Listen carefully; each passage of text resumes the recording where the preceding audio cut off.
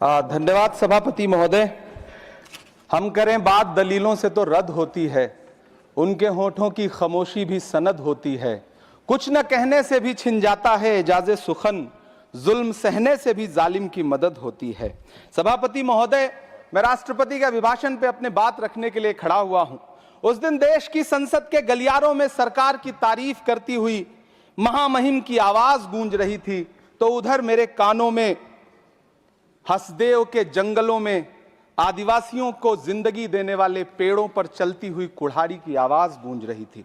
सभापति महोदय, इस तरफ महामहिम के भाषण पर प्रधानमंत्री जी संसद की मेज थपथपा रहे थे और उधर उत्तराखंड की अभागी बिटिया अंकिता भंडारी के इंसाफ की आवाजें मध्यम पड़ती जा रही थीं, जो आज भी पूछ रही हैं कि आखिर वो वीआईपी कौन था जिसके लिए अंकिता भंडारी को मार दिया गया।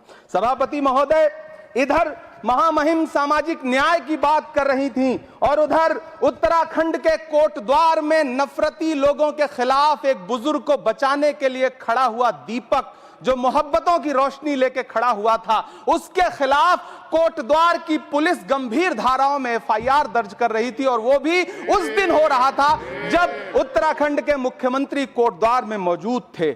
ये नया भारत है जहां दंगाइयों के खिलाफ एफआईआर नहीं होते, बल्कि अमन और मोहब्बत की बात करने वालों के खिलाफ एफआईआर दर्ज होता है। यह नया भारत है जहां असम का चीफ मिनिस्टर खुलेआम संवैधानिक प्रोटोकॉल तोड़कर कहता है कि मुसलमानों को इतना टॉर्चर करो कि वो राज्य छोड़ने पर मजबूर हो जाएं। वो कहता है कि अगर कोई मियां रिक्शा वाला 5 रुपए मांगो तो उसे 4 रुपए दो ताकि वो परेशान हो सके। यह नया भारत है जहां बरेली में खाली घर में नमाज पढ़ने पर पुलिस मुकदमा दर्ज करती है।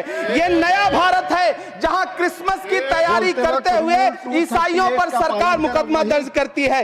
यह नया भारत है जहां जम्मू कश्मीर में नीट का एग्जाम क्वालिफाई करने वाले 50 बच्चों में अगर 42 मुसलमान होते हैं तो फिर मेडिकल कॉलेज की मान्यता ही रद्द होती है और जश्न मनाया जाता है। महामहिम राष्ट्रपति का भाषण में सुन रहा था।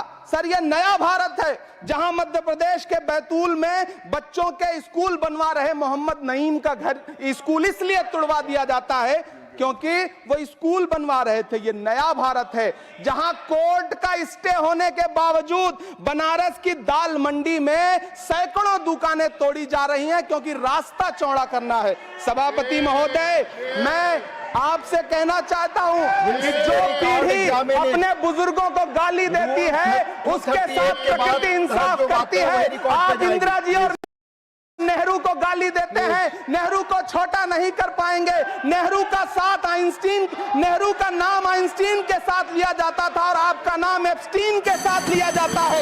आपको ये बात समझनी पड़ेगी। सभापति महोदय, मुझे 1 मिनट बोलने दें, मुझे कंक्लूड करने दें। Doctor Sumer Singh Solanki, doctor